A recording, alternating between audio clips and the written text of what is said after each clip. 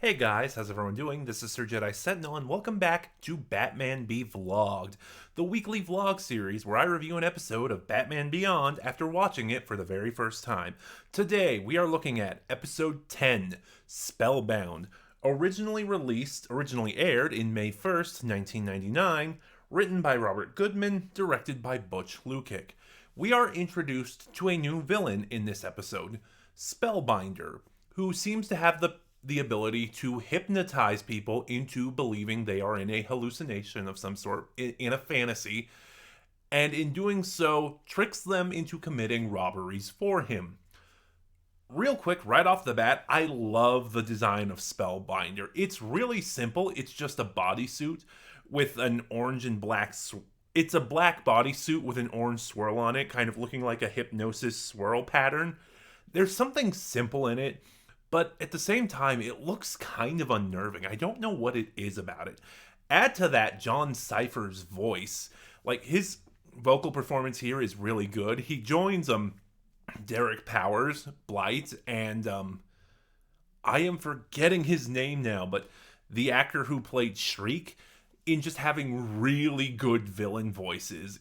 It's so smooth and it's so effective here. I actually forgot to start with my overall thoughts like I tend to do. This is another banger episode. I really enjoyed this one. I seem to like these episodes that so far minus two examples. Every episode has introduced a new villain in some way or another, but like, I really like this episode. I really liked Shriek. I really liked Blackout. And I don't know what it is about these villain introduction episodes that I just enjoy so much. Um where was I going with that? So John Cypher so anyway, as I was saying, Spellbinder, as I said, is able to hypnotize people into committing robberies for him. And the way these hallucinations these people experience, they're done really well. Like, the first person we see hypnotized, a side character we've seen in previous episodes, and a friend of Dana's actually, named Chelsea. Spellbinder hypnotizes her into thinking she is an Indiana Jones type of adventurer going into an ancient temple and stealing a golden idol, whereas in actuality she is stealing a priceless work of art from her father's study. In another sequence, Spellbinder tricks a museum curator who is currently displaying valuable dresses into thinking he's in a war of some kind, and a mannequin wearing one of these dresses is a wounded soldier that he's trying to get out of here. The delusions, the hallucinations Spellbinder puts these people under are really well done. They are really well animated, and they're very unsettling. The museum curator who thinks he's in a war, that one's really good at how creepy it is. And his next victim after that, the mom of one of Terry's friends, who thinks during her wedding she's being attacked by swarms of giant insects, that's probably the creepiest one in this episode. And it's just really well done. This episode is very atmospheric.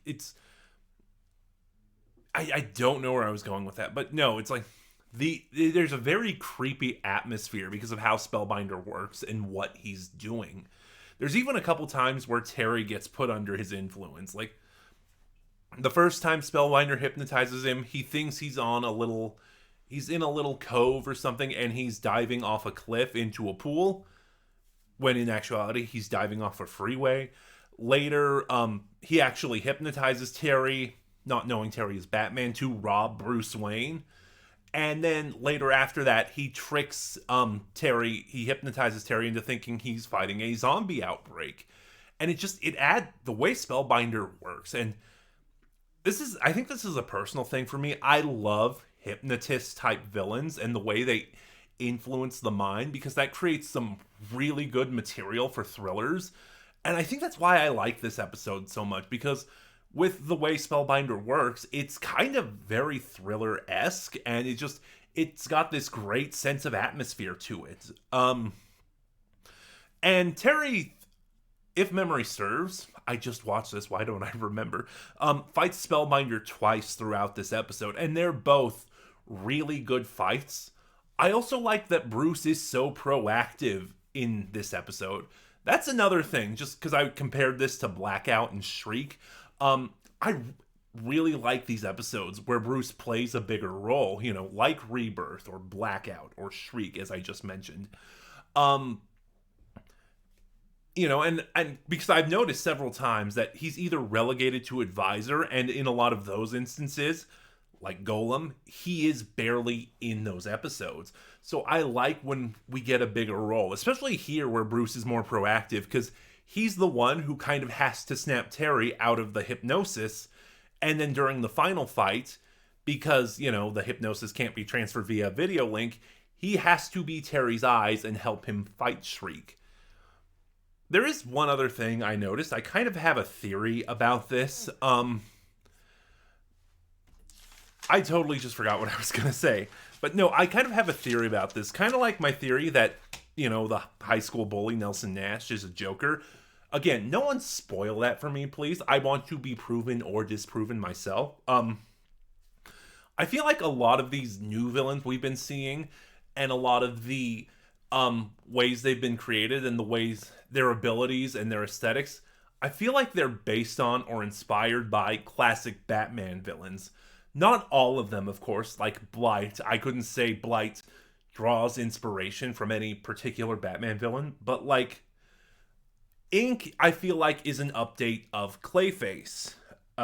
Willie Watt from Golem is an update of the Ventriloquist. And Spellbinder, with his look into the human psyche and hypnotizing people into having these hallucinations and doing things for him, Spellbinder is an update of the Scarecrow. This is just a theory I have.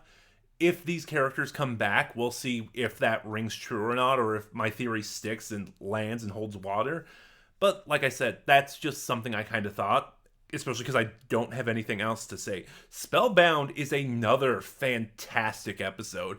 Fast-paced, great action, great performances, especially from John Cypher being the standout. If I were to rank the episodes right now, Spellbinder is the villain. The episode's name is Spellbound. Spellbound would probably make my top 3. If you haven't figured it out yet, the other 2 being Shriek and Rebirth. But we'll see what happens as we go on through the series. We are actually almost done with season 1. Yeah, when I was getting... Because, I always open with the episode name and when it originally aired. I go to Wikipedia to get those air dates. Season 1 ran for 13 episodes. So also on the Blu-ray, it's all contained onto one disc. So yeah, we are almost done with season 1. I'm just going to go by episode count. So when we pick up there, I'm not going to, with these titles, I'm not going to say season 2, episode 1. I'm just going to say episode 14 and keep going. Also because that'll save on YouTube character limits for the title. But yeah, Spellbinder is great. Have you seen it? What are your thoughts? Start a conversation in the comments below. Remember to like, comment, subscribe. Click the bell next to subscribe to get notifications when I upload. Share the video around. All of it helps my channel grow.